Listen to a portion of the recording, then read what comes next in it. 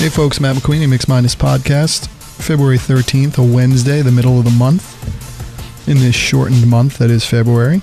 Everyone always bemoans February, but I don't find it to be that bad. It starts with a Super Bowl and ends with the Oscars, and still has the NBA season going, still has college basketball going. So when college basketball actually starts to take a little bit more center stage, because there's been enough of the season behind you to get a good feel on what teams are out there to watch, and you know you're only about a month away from that March Madness tournament and from the conference tournaments that will happen, where there are a lot of games in a lot of days and a lot of cities and a lot of states and a lot of conferences. I don't watch a lot of college basketball earlier in the season up through this point, unless there are some really compelling reasons to do so. I remember watching a lot about Ben Simmons a couple of years ago when he was at LSU. And of course, he didn't make the tournament, so watching him early was a real necessity. And he really plays basketball the way I really enjoy it. That kind of unselfish game, that triple-double game. He didn't really have a shot back then. He still has not had that shot. I was watching the other night when the Sixers hosted the Lakers, and LeBron James wasn't even guarding him. He was actually staying under the hoop and allowing Ben to just bring the ball up. It was a real blatant disrespect. And I saw someone say that the thing you almost want to do there is really smart dribble handoffs, so that when a switch has to happen, LeBron's not even in the picture to be there on the switch. I forget who said it, but Draymond Green has become very good at that in his diminished shooting standing now, where he just doesn't shoot like he once was able to. He's really become a non-factor from deep. Ben Simmons has always been one. But anyway, I really don't watch a lot of college basketball. I love the NBA, and there's so many games on every night in the NBA that it's hard sometimes to even have the opportunity to watch college basketball.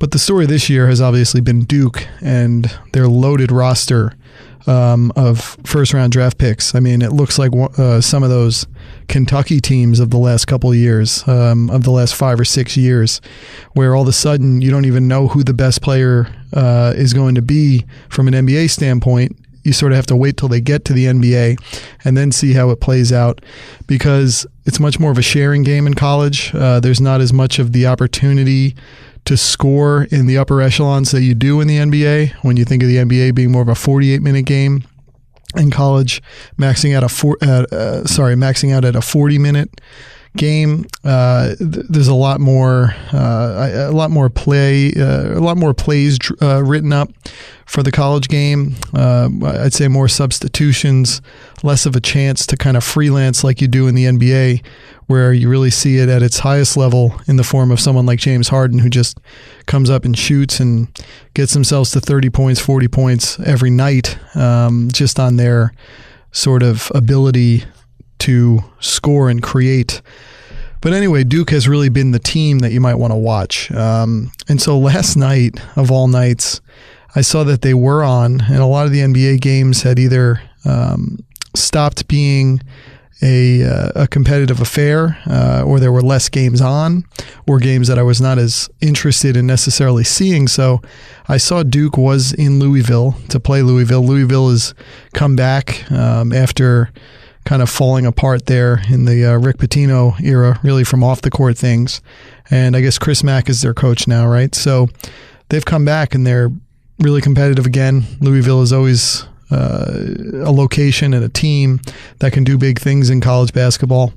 We've seen them do some kind of big things in college football as well, although that fell apart after Lamar Jackson left the scene there last year. Bobby Petrino is, I believe he's out of his job as the head coach of the Cardinals there.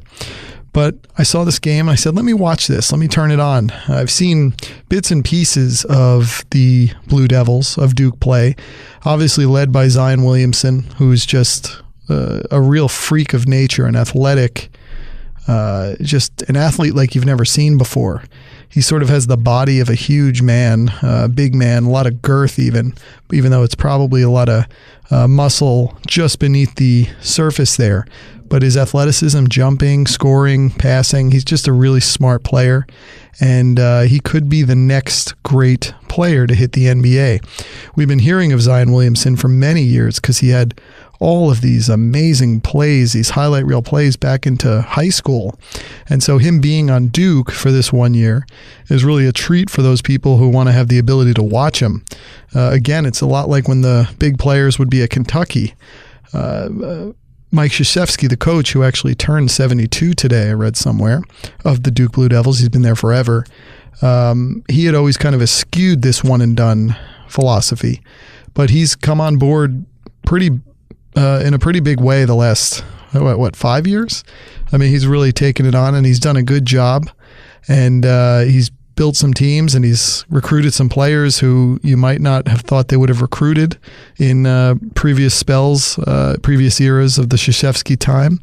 And this team is really the apotheosis of that. I mean, they have Reddish and Williamson and Barrett, and there's just a handful of guys who could go in the first round, with Zion potentially being the number one pick. But it's really going to have a recent era Kentucky feel to it like that.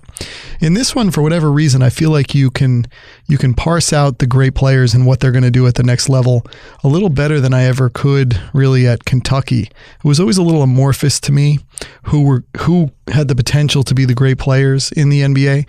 You knew they were all going to be serviceable to above average at the least. I mean, when you get a first round pick, you really want that to be the truth.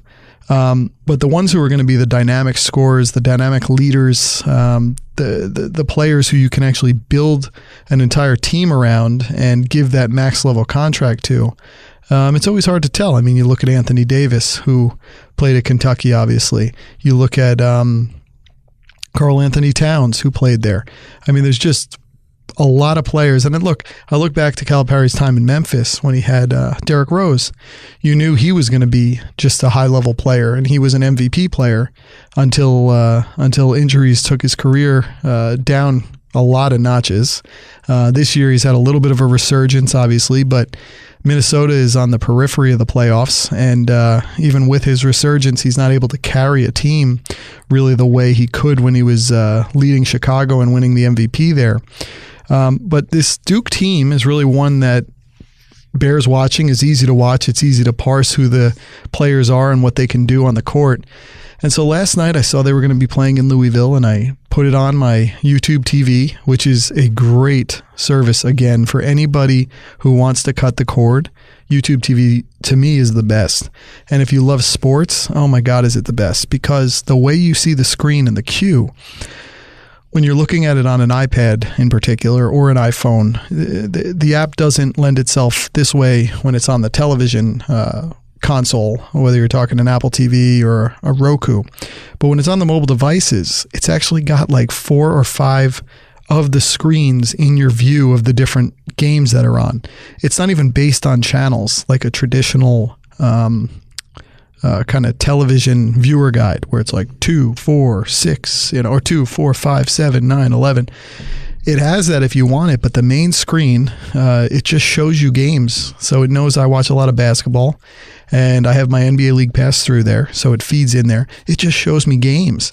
So I open that screen, and I might not even know what college games are on or where, but I see it right there. First off, I see Duke, Louisville, so I turned it on, and Duke was getting shellacked by like 20 points, and I'm sitting there going, oh man, right when I'm ready to watch them, and it's not going to be worthy of my time. And so I'm watching.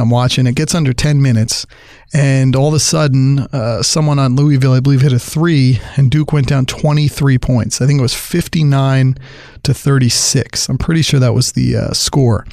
And so you're looking at that, and you're saying, in the reduced time that a college basketball game is, with less than 10 minutes, if the team has only scored 36 through 30 minutes of the game, through 3/4 of the game, they're down 23. There's no way they're going to close this gap. Louisville is at home. They're hitting everything. They got all the confidence.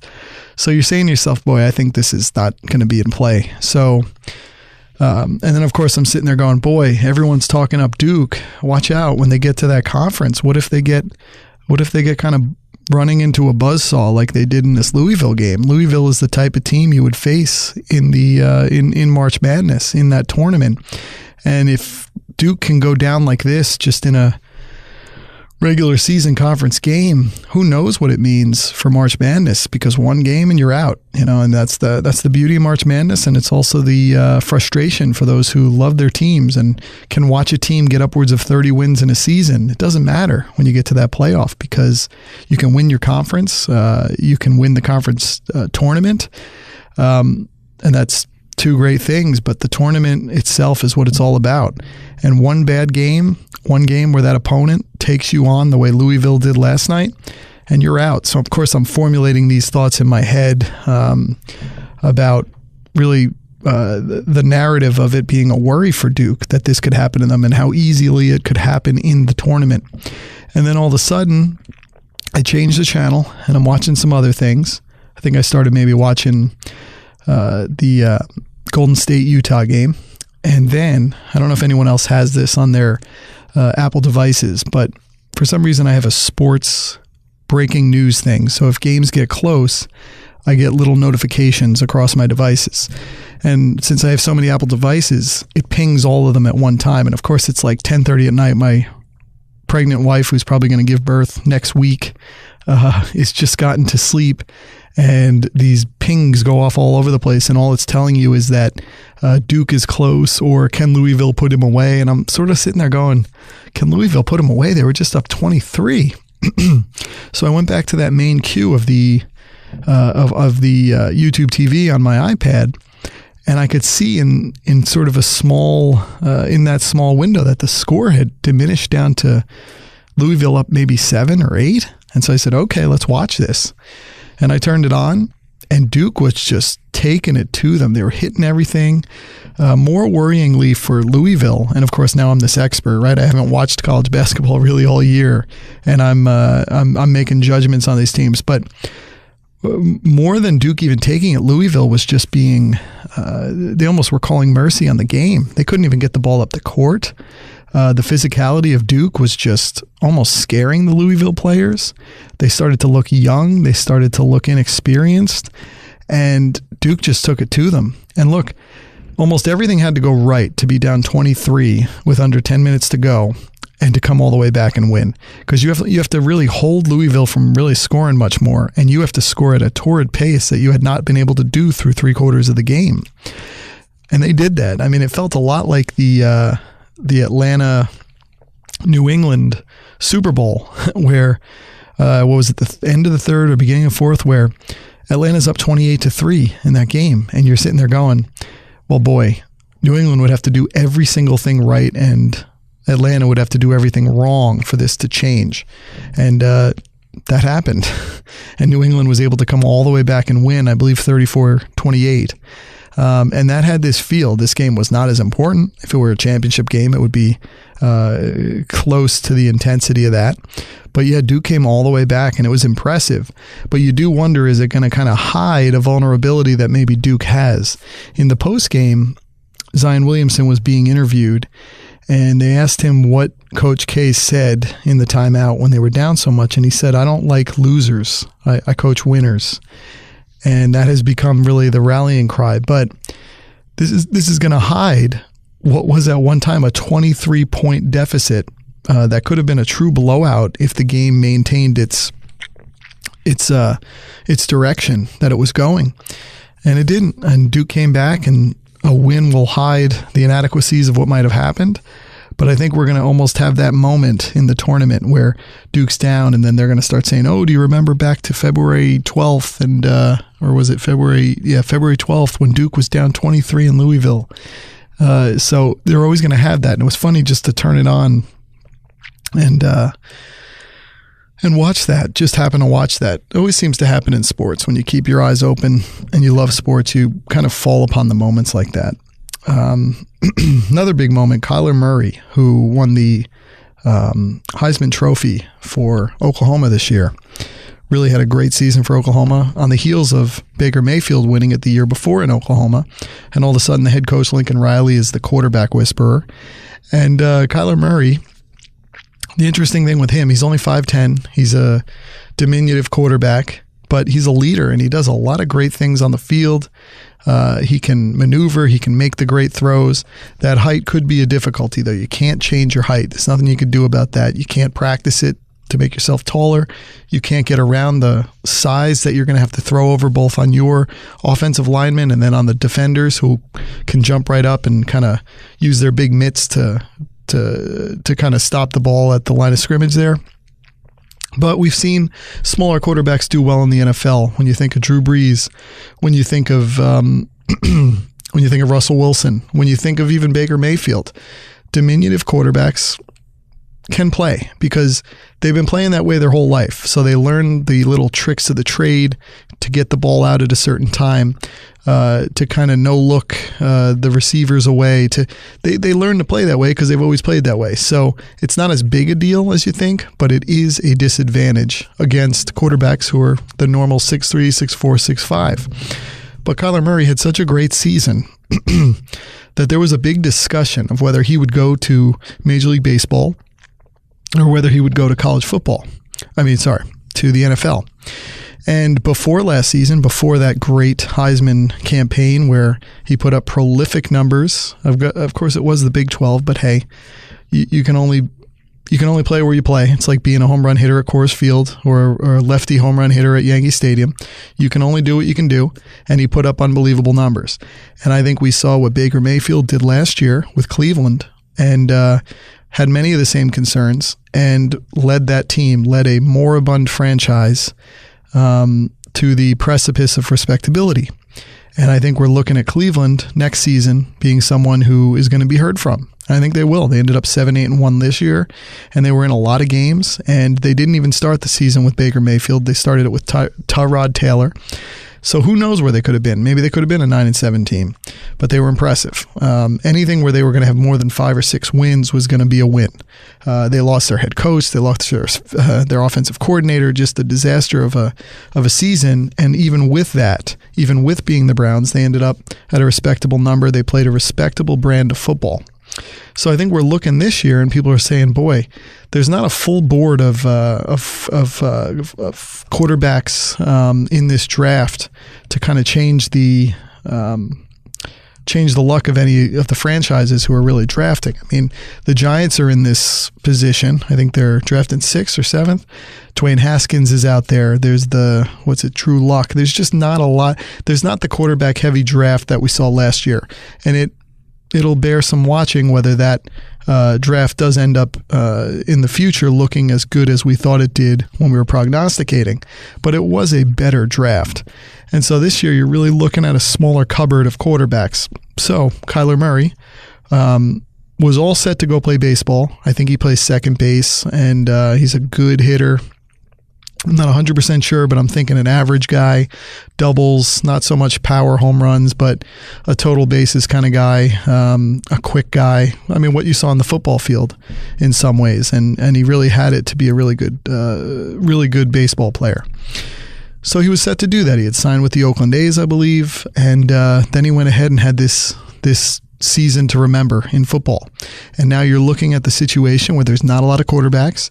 You're looking at a Heisman Trophy winner. You're looking at an NFL career where you could get right into the major leagues and you can get paid like that. Whereas in baseball, maybe you get a bonus, maybe you get some good money, but you're going to be starting out in small towns and you're going to have to work your way up through single A, double A, triple A before you even get the chance at the majors. Could be a couple of years. And then once you get to the majors, then you have to sing for your supper and do well there. It's just a harder progression to get there. NFL, he looks ready to go. The quarterback is the most important position on the field. He plays it. He won the award that you can win as the best player in the college sport. And so you look at the visibility there. You look at his earning potential. And you kind of don't look as much at the size. You just look at what he did on the field, and I think he's going to be in a position where he's going to go ahead and play. He's decided to enter the draft and not to play baseball. And let's be honest, If football doesn't work in a couple of years, he could go play baseball. Russell Wilson will still spend spring trainings with certain teams when he's training because he was a baseball player too. Doesn't look like he was as good a baseball player as Kyler Murray has the potential to be, but he can do it. So it's an interesting thing.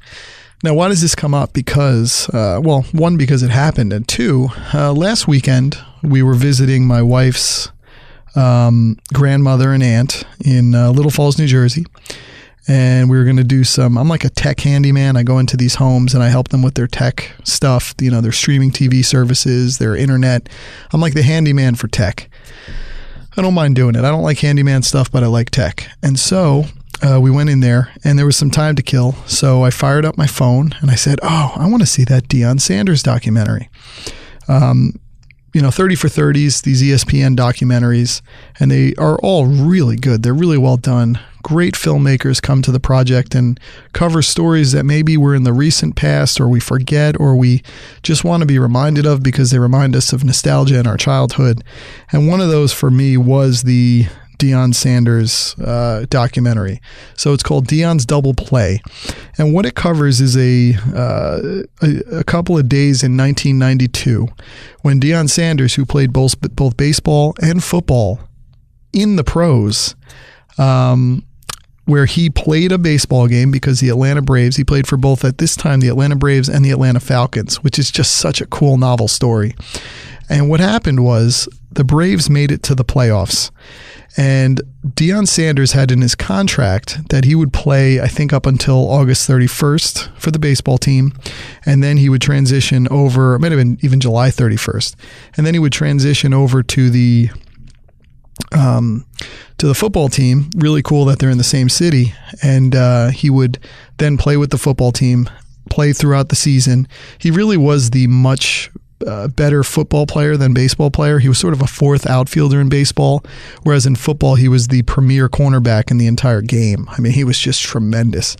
You think of Darrelle Revis with the Jets over the last 10 years, and obviously Darrelle left to go to Tampa Bay for a year and then played that one season with the Patriots and won a Super Bowl there and then came back to the Jets in this recent stint and got big money, but had sort of lost the highest levels of his abilities. But you think of a guy like Darrelle Revis, who's just a shutdown corner. They called it Revis Island. Nobody's even throwing the ball there.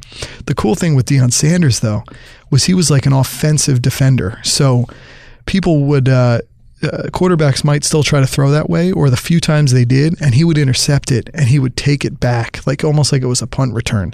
He would take it back for a touchdown, and he had the high step in, and he did all his dances. He was just a compelling figure to watch. I loved watching Deion. He made you, he stoked your imagination as a youngster. The way he played, and it was just amazing. And then on top of it, he had this two-sport thing going on. We always think with the two sports, Bo Jackson was a good one, although Bo Jackson focused more on baseball, and then football was the thing he did in sort of the leftover season. Deion was the opposite. And that was because Deion, and look, Bo was an amazing running back, but Deion really made his money in football, and that was where he had his greatest effect on the field. But there was this one time in 92, even after he had left the baseball team to go to football, which was the agreement in his contract, where the Braves ended up making the playoffs. And I think one of their outfielders went down. And so the Braves asked the Falcons, would you mind if Deion played with us in the postseason? We won't let it impact his football season, and he'll play like Mondays through Wednesdays. So the games that were like Mondays through Wednesdays in the playoffs. So it's kind of a neat little novel thing.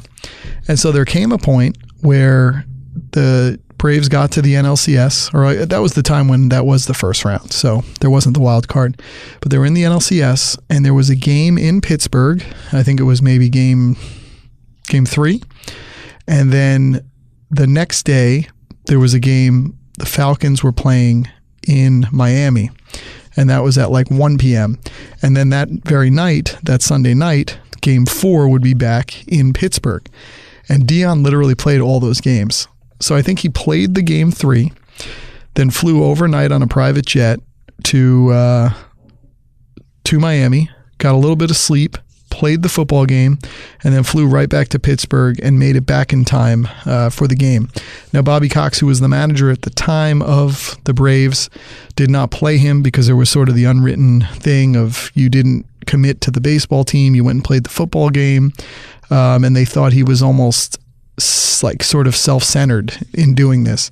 And I don't think he was. I think he was just trying to serve many masters here. He was trying to serve the football team, which really paid his paycheck, and he was trying to offer his services up for the baseball team when he wasn't even supposed to be playing there, and I don't even think he was really getting paid for that. Not that it matters when you're making that much and the team's in the playoffs, but he did that. So it was just a phenomenal, fantastic event that we don't see very often, where a guy plays in one place. I mean, I kept thinking back, what is this like? And in a negative way, you remember when Kobe Bryant had the trial for like the sexual assault with that front desk girl in the Colorado hotel where he was there on rehab or something. And I remember he'd have to go do his court appearances in the morning, and then there was the plane flying all the way back to LA so he could make it to the game in time. But that's for a negative thing. That's for you going to court. Deion was literally trying to play both games. And the one thing I found in this was baseball just comes across looking so bad. Now, that was a time where baseball was held much higher in the imagination of America. It was America's pastime. And it was sort of neck and neck with football at the time, if not a little more important. And it's really come down, and you can see why. I mean, baseball should have been much cooler with this. These unwritten rules of the game, all this.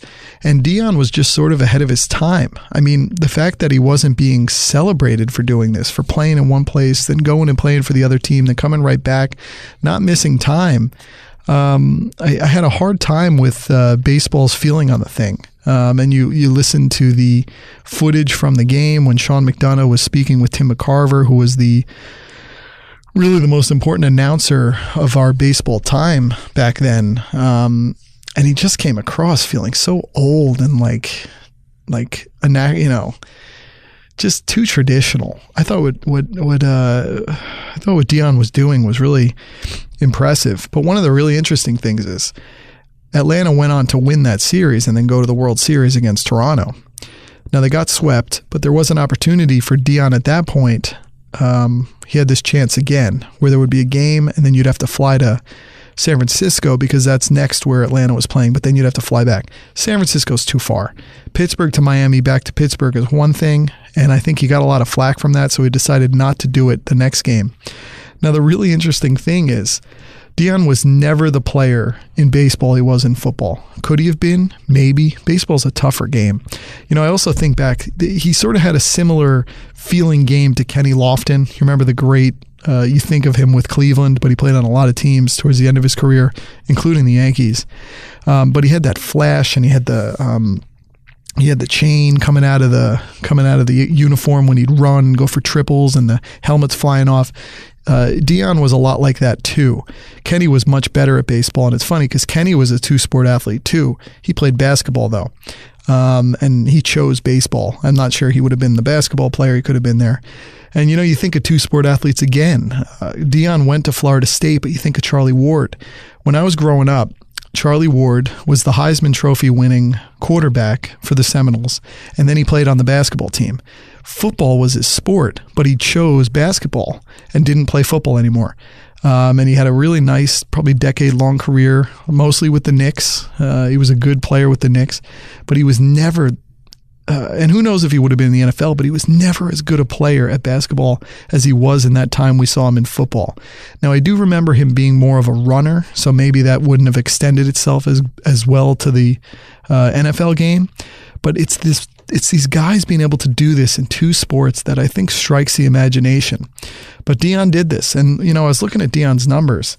It's funny because in that 92 season, he played 97 games in that abbreviated situation where he would leave, I think, on the 31st of July to go play football. And listen to these numbers in 97 games. He had 304, 346 on base, 495 slugging, 841 OPS. But again, he was more like a leadoff hitter.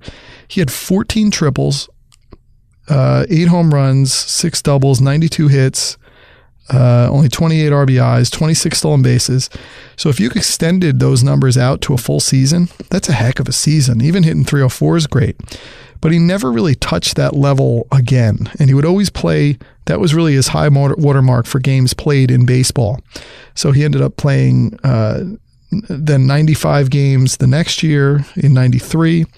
And then he started getting traded, unfortunately for him. He got traded to Cincinnati. And then 95, he got traded to San Francisco, which was really cool because that's when he was actually playing with the 49ers. So it seemed to be this thing where they were almost trying to push him around to be in the same cities. But then he didn't play 96, 97, he played in Cincinnati. Then he didn't play for 2 seasons. And then 2001, played for Cincinnati for 32 games. So it was always this thing where Deion was around and he could play baseball, he could play football. He was like sort of a free agent in the sports world, but it really stoked the imagination. But the really neat thing in that 92 year, I didn't even realize this till watching this 30 for 30. In that 92 season, this he would have been the World Series MVP if it wasn't lost to history because the Braves were swept. But he hit 533 in that World Series in 4 games, 15 at bats, or 17 plate appearances, 4 runs, 8 hits, 2 doubles, an RBI, 5 stolen bases, 533, 588 on base, 666 slugging, or 1255 OPS. That's tremendous. So he had the skill to be at baseball, but baseball is a game of repetition.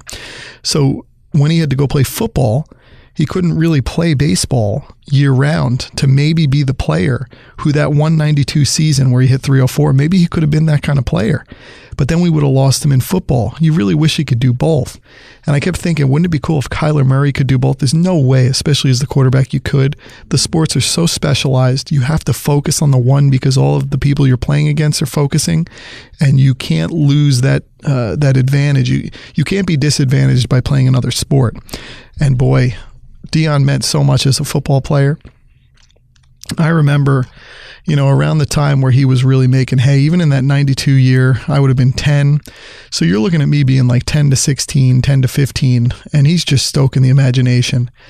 Deion Sanders was so good at cornerback and kickoffs and punt returns, but really cornerback, that when you would be playing pickup football with friends, you wouldn't have pads, you would just be playing at the lunch break. You wanted to be a defensive back. Who wants to be a defensive back when they're playing pickup football? You want to be the quarterback, you want to be the wide receiver, but Deion made you want it to be the defensive back, and you'd want to bait guys into getting an interception or running it back, high stepping. He was just so tremendous. I mean, it was just an absolutely amazing situation. And so when you look at him and then you think of the fact he played in Atlanta for all those years, and then he went to San Francisco for the 1 year, won the Super Bowl.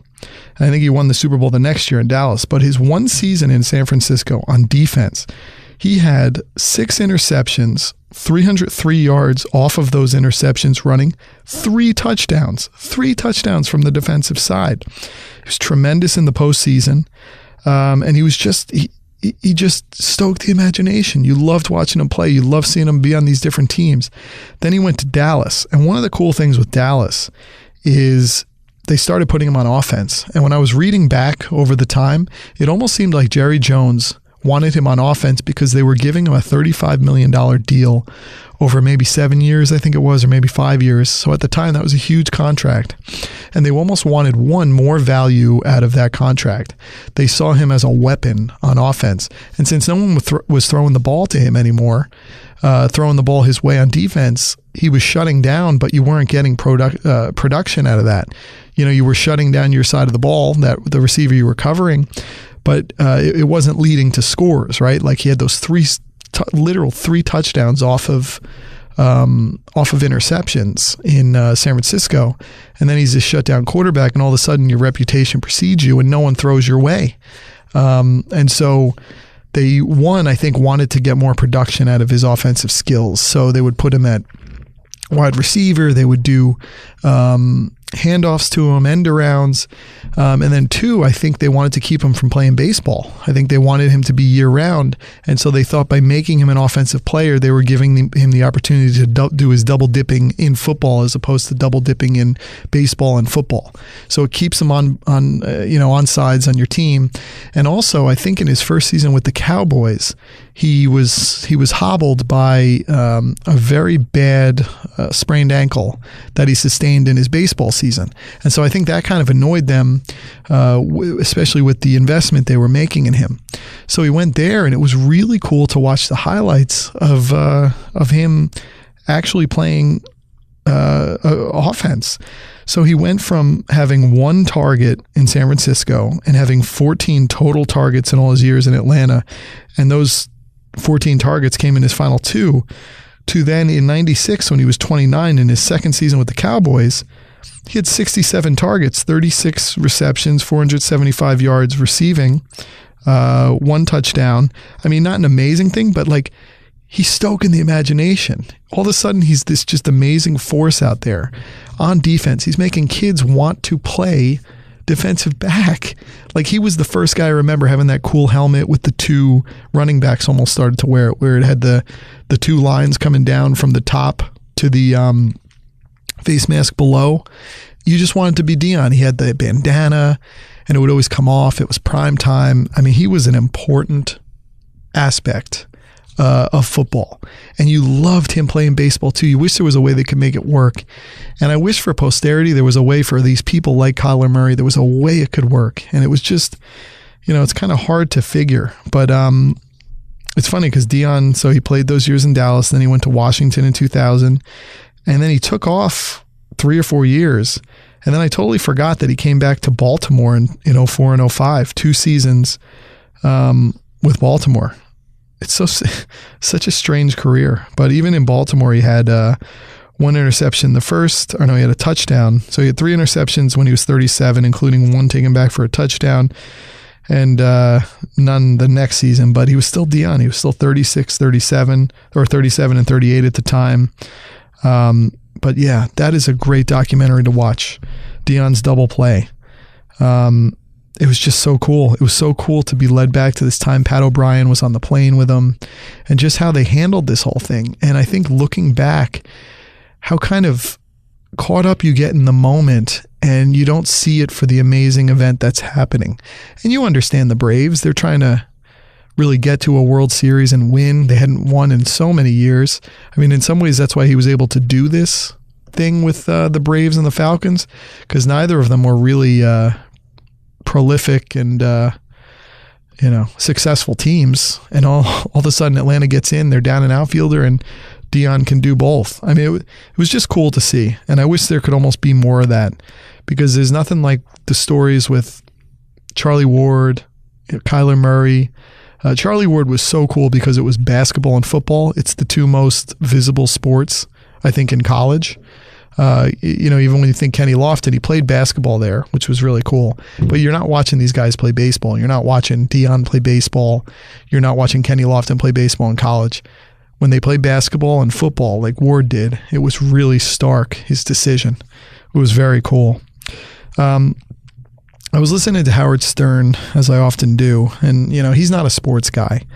And we're over a week from the Super Bowl, where New England got their 6th Super Bowl in this era with Tom Brady and Bill Belichick since 2001 and or 2002 or whatever, early 2000s.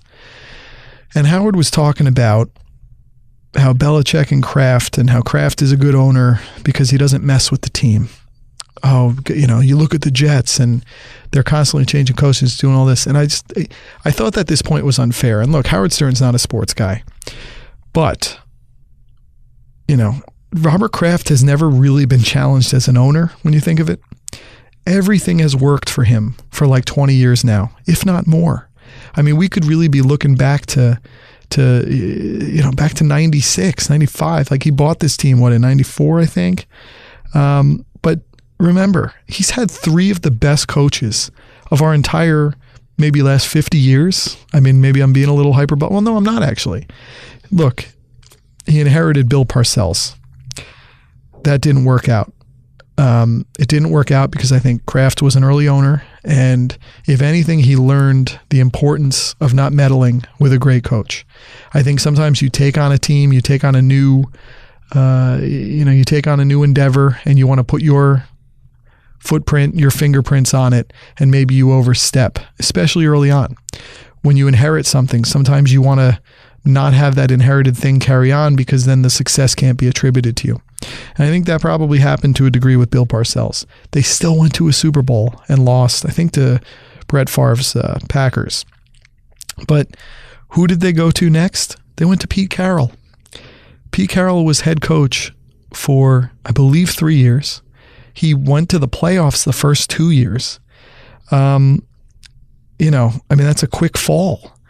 And he turned out to be a really good coach, especially at the pro level. But I mean, you look at what he did at USC and then what he's done with Seattle. So again, you're looking at two coaches at this point, Parcells, Carroll, who are all-timers in the last 50 years. And I mean, Parcells is obviously an all-timer for always. And then you turn it over to Belichick. And I know that was maybe a tough thing a tough decision to make because Bill had just stepped out on the Jets after being their coach for like 1 day. But I'm looking at it and I'm saying there hasn't been a lot of, there has been scandal, but the days have not been tough. When you just win and win and win and win, what am I supposed to do? Give you credit for that, for not changing things up? It kind of reminds me of when Joe Torre was the manager of the Yankees. And everyone would always say, oh, he's keeping Steinbrenner in line. Steinbrenner's behaving. And that Torre could handle the owner pretty well. Because they never stopped winning. And winning World Series. They always won. Whenever Joe was even when they were down 2-0 in that 96 World Series, and Joe told Steinbrenner, who I think was kind of befuddled by it, he's like, no, we'll be fine, we'll win. They had to go forward and win. I mean, if Joe didn't come through on that promise and they didn't win that World Series, who knows how long he would have stayed. But he kept Joe in line, or he kept George in line because he won and won and won and never stopped winning in 12 years.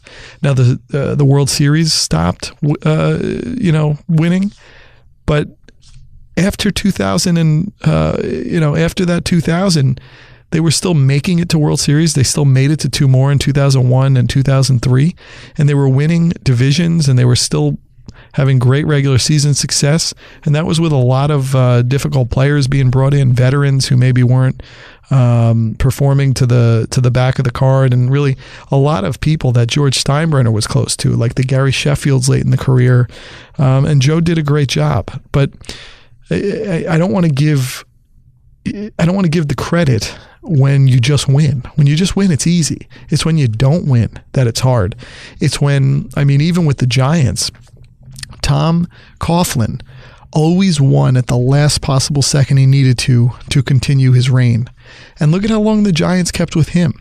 That, to me, is what should be given the credit. When you win when you don't win and you still have the conviction that the coach you have or the general manager you have is the right person in the job.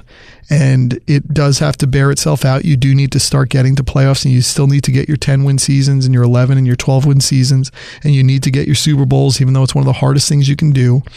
But it's when there's adversity and you still hang with that coach. I keep wanting to say guy, but a female could be in those roles at some point. It's when you hang with them and they succeed after many years where you could have made a rash, quick decision and pulled them and then had someone else in their place like the Jets do. The other thing is having a quarterback makes a huge deal, obviously. Brady's been there the whole time. You have stability it's almost like having a chairman and a CEO in the same role forever, just continuing to kill it quarter after quarter, continuing to hit the profits, continuing to succeed, and really not having your failures are still 11-win seasons or 9-win seasons early on. Like, your failures are not utter failures of 4, 5, 6 wins. They're just not. Even when Tom Brady went out and Matt Castle was the quarterback and they didn't make the playoffs that year, but they still had 11 wins. They never stopped winning. How can I give credit? But you have a great chairman, you have a great CEO, and then you have the owner at the top, and things go well.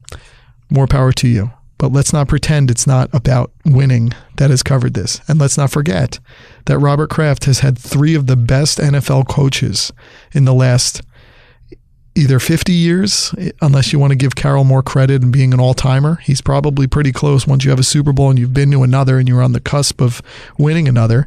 And let's also look at the fact that the Patriots won 2 Super Bowls that they probably shouldn't have, and how different that record might look at this point, and how different these later years might have looked if those were 2 losses instead of 2 wins. When you think of the Seattle, where Seattle was right on the 1-yard line and they threw an interception Malcolm Butler caught. That should have been a Seattle win. And then 28-3, as I talked about early on with the Duke thing. 28-3. There's no reason that New England should have come back and won that. They did. But narratives change on the flip of a coin. They change all the time. And I can't give a ton of credit to someone who holds steady when you keep winning. It's hard for me to do that. But, that's how I feel. Guys, I'm going to call it there. 45 minutes. Thanks so much for listening. And maybe the next time I talk to you, I'll have a second child in my life. So if I ever talk to you again, I'll talk to you later.